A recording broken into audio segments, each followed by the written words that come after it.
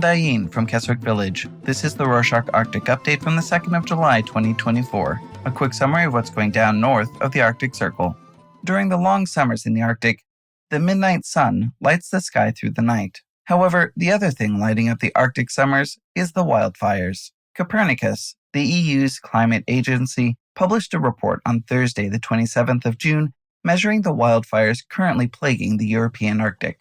The report shows that so far in 2024, the wildfires are already the third worst in the last 20 years, with only 2019 and 2020 proving worse. The fire season stretches to North America, with wildfire destruction and evacuations happening across Canada and Alaska every day. Last year was an especially terrible year for Canadian fires, and on Thursday the 27th, scientists at the World Resources Institute published a report showing that those fires were responsible for creating polluting emissions 4 times higher than the entire global air travel industry in 2023.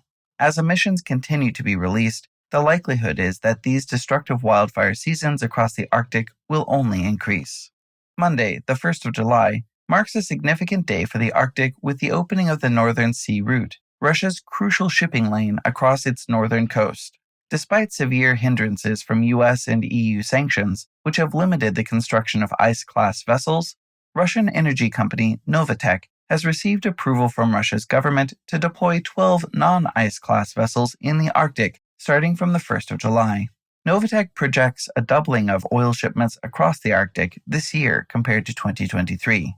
This surge in oil transport and the reduction in ice-class vessels has alarmed environmentalists, who warn of the heightened risks of oil spills and other ecological disasters.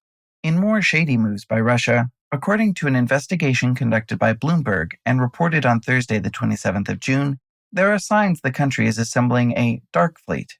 This is a fleet of unregistered and illegal vessels used to circumnavigate international sanctions.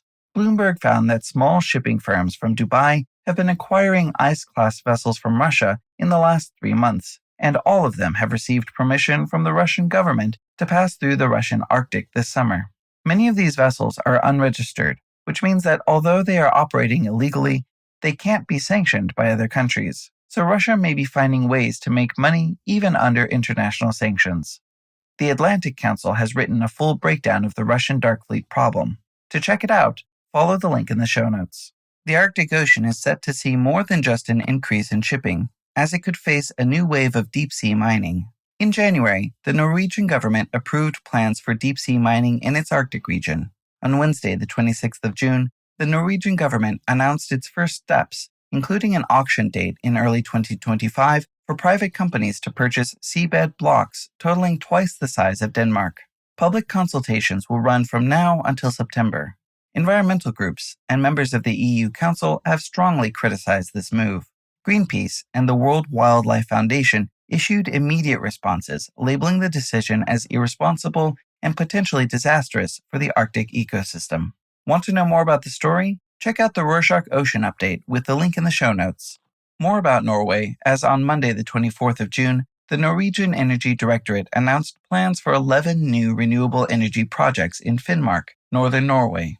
This might seem like good news. However, many of these projects are set to be built on Sami land and within reindeer herding routes. In response, the Sami parliament filed a lawsuit against the Norwegian government on Wednesday the 26th of June, arguing that the government is legally required to consult with the Sami parliament on land uses in Sami areas, a step they said the executive ignored. While these projects aim to reduce Norway's climate gas emissions by 850,000 tons per year, the Sami parliament insists that this should not come at the expense of their culture. However, Alaskan tribes received positive news on indigenous rights in the U.S. On Wednesday, the 26th of June, a federal judge in Alaska ruled that Alaskan Native communities can now place their land into a trust with the U.S. Interior Department. Previously, Native corporations owned most Alaska Native land and were subject to state and federal laws. The new ruling allows land to be put into trust, bringing it under tribal law and shielding it from sale or taxation by city and state officials. This effectively creates independent tribal territories under sovereign Native governments. If unchallenged, This ruling could grant tribes a level of independence not seen since the 1971 Alaska Native Claims Settlement Act, which granted land and money to Native communities in return for relinquishing their own claim over the land. Speaking of Alaska, its transport and energy projects received a significant boost this week. On Wednesday, the 26th of June, the U.S. government announced nearly $300 million in funding for major Alaskan projects. Among the transport projects benefiting from this fund are the revitalization of the harbor in Wrangell and repairs to Alaska's main highway, which has been damaged by climate change.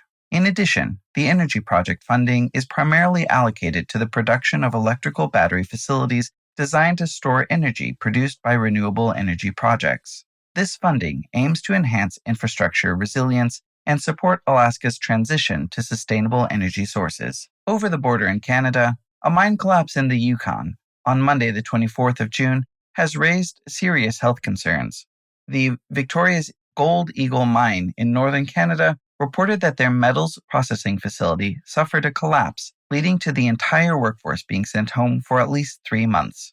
Jamie Neen, the co-leader for the watchdog group Mining Watch Canada, told news agency CBC News that there is serious concern for local wildlife and residents. The collapsed facility was using cyanide and other toxic chemicals to process the gold ore, and there is a high risk that these chemicals could contaminate the water system. If this occurs, the local water system could become toxic and potentially fatal. The federal government has announced an investigation in cooperation with local tribal governments to assess and mitigate any potential damage. In Iceland, ice is under threat. According to a report published on Thursday, the 27th of June, by Iceland's Glacier Research Society, Iceland's glaciers are shrinking by an approximately 40 square kilometers, or 15 square miles, per year. That's equivalent to 15 of New York City's central parks every year. The report notes that the only way to prevent Iceland from having no ice is to reverse global warming. Records for wildfires and melting glaciers are being set regularly, but some positive records are being set too. In Sweden, the PTO Summer Games took place from the 28th to the 30th of June. This is one of the largest youth football tournaments in the world and was bigger than ever this year, with almost 900 football teams from around the world. The Swedish charity Access funds teams from some of the poorest areas to play in Sweden.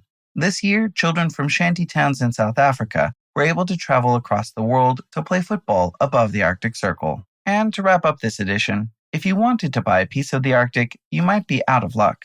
In May, the last privately owned area of the Norwegian islands of Svalbard went up for sale for over $300 million.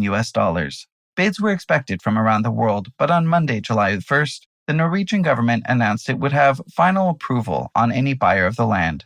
The government stated that Norway needs to prioritize national security and would not allow any potential buyer to challenge or disrupt Norwegian legislation and protection regulations in Svalbard. The land is still available for purchase. So long as you are deemed safe by Norway, you might still have a chance to own a piece of the high Arctic.